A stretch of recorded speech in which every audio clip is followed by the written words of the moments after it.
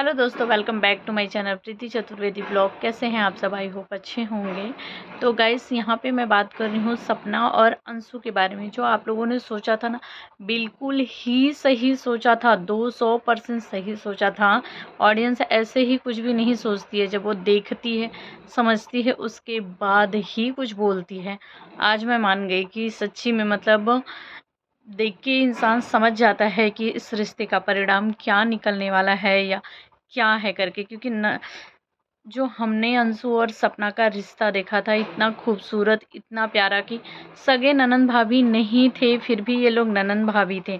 और ननंद भाभी से कहीं ज़्यादा ये लोग माँ बेटी के जैसा रिश्ता रखते थे। जिस तरीके से अंशु और सपना को साथ में इतना खूबसूरत, मतलब साल भर पहले हमने इतना प्यारा खूबसूरत रिश्ता देखा था, आज वो रिश्ता मतलब ऐसे कगार पे आ गया है कि एक दूसरे के दुश्मन से बने पड़े हुए हैं। एक दूसरे की प्रूफ दिखा रहे हैं कि उसने क्या गलतियां की हैं, उसने क्या गलतियां की हैं लोगों के सामने। ऑडियो मतलब कि जो बात की हुई बातें हैं, एक दूसरे से बोलते हैं ना कि जब हम कहीं एक दूसरे से प्यार करते होते हैं, हमारा रिश्ता खूबसूरत और सच्चा होता है, तो हम एक दूसरे से सारी बातें भी शेयर कर देते हैं। तो लेकिन कभी इन लोगों को खुद को ही नहीं मालूम होगा कि कभी ये बातें जो आज हम शेयर कर रहे हैं वो कभी पब्लिक के सामने भी लानी पड़ेगी। मतलब विश्वास ही नहीं हो रहा है आज इन लोगों के रिश्ते को देख के कि कभी इनका रिश्ता ऐसा भी रहा होगा कि मतलब इतना खूबसूरत प्यारा कि एक दूसरे के दुख सुख में हमेशा से ख्याल रखा। अंशु ने सपना का रखा, सपना ने अंशु का रखा।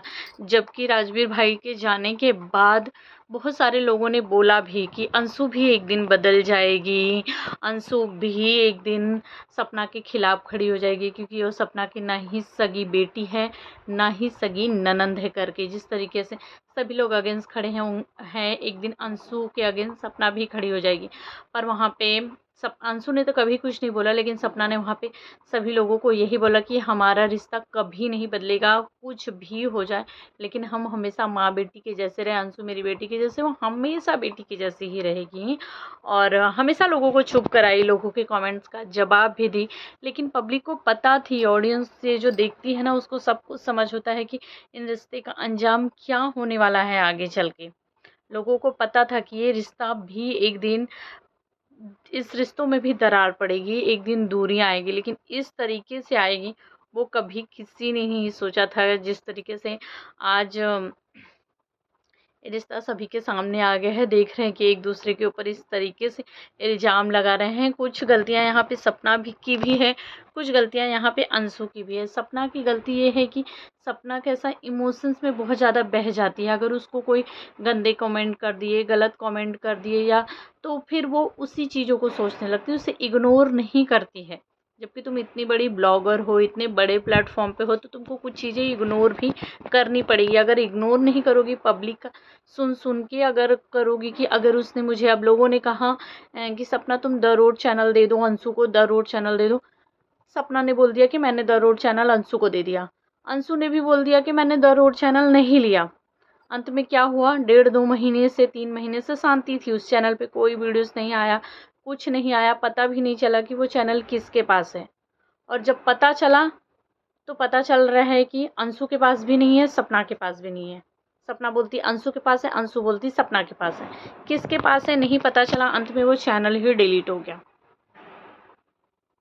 सपना की वहाँ पे गलती थी कि लोगों के सुनने में आई। अगर अपने दिल का, अपने दिमाग का सुनती तो ऐसा गलत कदम कभी नहीं उठाती, द रोड चैनल कभी भी नहीं देती। क्योंकि वो सपना का मेहनत था, सपना के पति का मेहनत था, उस पे उनकी बच्चियों का हक था, ना कि अंशु का हक था। अंशु का जिस चैनल पे जिन चीज़ों पे हक था, सपना ने वो खुद से ही दे दिया अंशु को कि ये अंशु का हक है।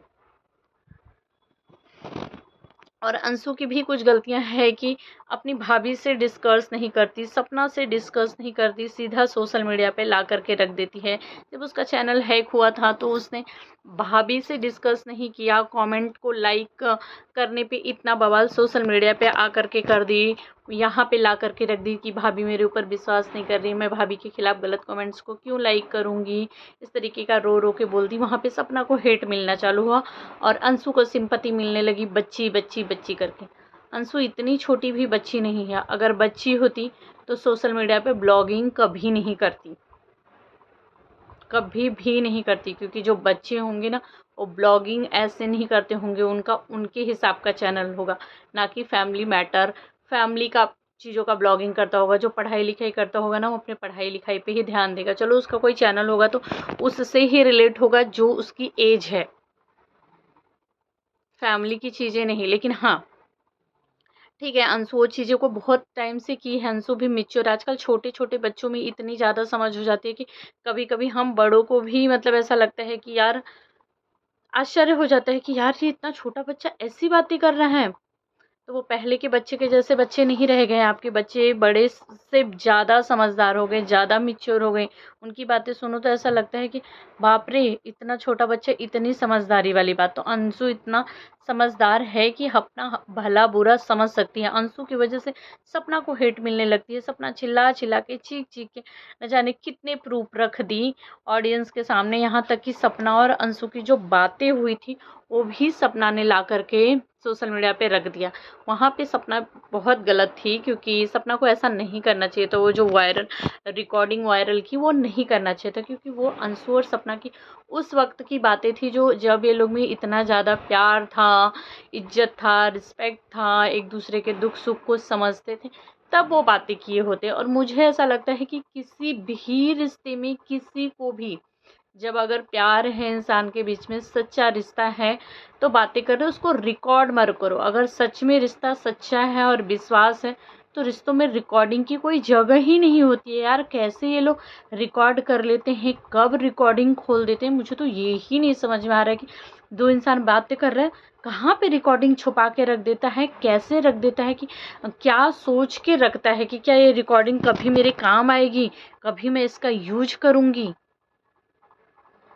क्यों क्यों कर सपना, मुझे मेरा यही सवाल है यार, हर चीज़ों की रिकॉर्डिंग क्यों? क्योंकि मुझे ऐसा लगता है कि अगर किसी रिश्तों में प्यार है, चलो बाई चांस अगर उस रिश्तों में दरार भी आ गई, उस रिश्तों में सब खत्म भी हो जाता है, तो जो बातें हुई हैं उन चीज़ों को वहीं भुला देना चाहिए, ना कि पिछली पिछली बात को दोनों ही पक्ष के लिए दोनों ही पक्ष निकालो कि अरे उसने मुझसे ये बातें कही थी, उसने मुझसे ये बातें कही थी, लोगों को बताओ करो। इससे क्या होता है ना कि ऐसा लगता है कि शायद ये रिश्ता कभी सच्चा था ही नहीं। अगर सच्चा होता ना तो हम अपनी अपनी ज़िंदगी में आगे बढ़ जाते उन बातों को भूल करके, क्योंकि जब वो रिश्ता सच्चा था, प्यारा था, तभी हमने एक दूसरे से वो बातें डिस्कस की थी। अगर पता होता ना कि इंसान के साथ फ्यूचर में ऐसा कुछ हो सकता है तो वो कभी डिस्कस करता ही नहीं है ऐसी बातें।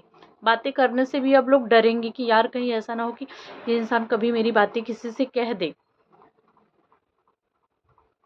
तो यहाँ पे कुछ गलतियाँ सपना की भी होती है, कुछ गलतियाँ अंशु की भी रहती है। सपना का कहना है सपना के खिलाफ कोई वीडियो में बोलता है तो सपना को ऐसा लगता है कि मतलब सपना के अगेंस्ट जा रहा है। सपना ने कल एक वीडियो डाला था जिसमें सपना बोली थी मैं चीख चीख के चिल्ला चिल्ला के प्रूफ दिखा रही हूँ। ऐसा लगता है जो चीखता है, चिल्लाता है, बोलता है, जो सच्चा होता है वही हमेशा झूठा कहलाता है। नहीं सपना, ऐसा कुछ नहीं है।